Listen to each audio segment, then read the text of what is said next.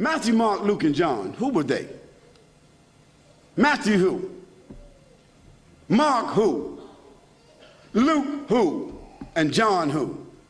What were their last names? When did they write? Did they know Jesus Christ? Did they walk with Jesus Christ? Did they eat with Jesus Christ? Did they talk with Jesus Christ? Did they even meet Jesus Christ? The answer is no, no, no, no. Conclusively. The earliest of them that wrote 40 years after Jesus Christ, so they never met him. The last of them wrote 80 years after Jesus Christ, never met him. The other thing is, all of them seem to have written the gospel according to. Now, when you write a letter, do you sign it according to? According to is the third party. If Joanne or Jackie or Bobby or Johnny told me something and I wrote it, I would say according to Joanne, Jackie, Bobby, or Ronnie, according to. But those four people would not write a letter and in front of it say Jackie according to Jackie and not even write her last name. Because if Jackie wrote me a check and only said Jackie, I couldn't cash it.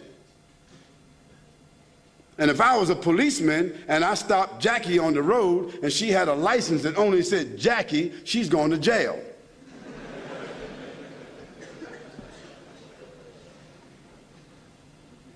Where in the world is a document with only one name of four different writers that did not meet the one whom they're writing about? Where is that accepted in the whole world? Nowhere except in the Bible. And the church fathers and the church writers and the Christian historians, they all agree that perhaps those four writers themselves were only pen names. Because a writer would not write his first name according to. And there's a great amount of suspicion that the man called Paul, Saul of Tarsus, that because he wrote all the books from Acts all the way to the end of the New Testament, how many books is that?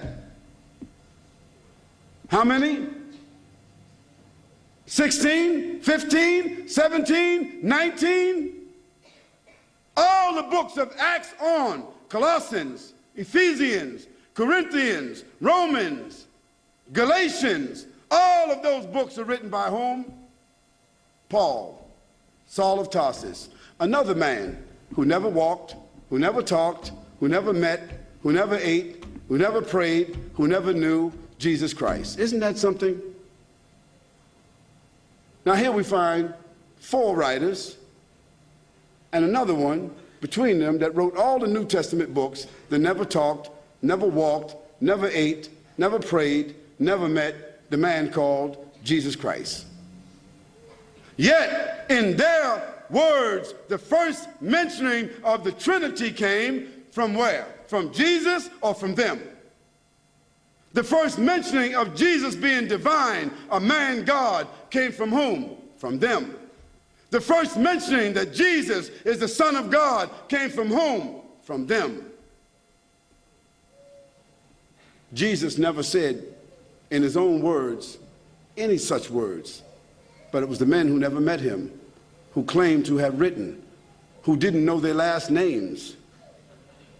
And Paul, by the way, before he had that vision on the road to Damascus that only he saw and only he heard, guess what his occupation was? Do you know? He was a bounty hunter, a hunter of Christians, hunting them down like animals, binding them and bringing them to where? To Rome, so that they could be executed.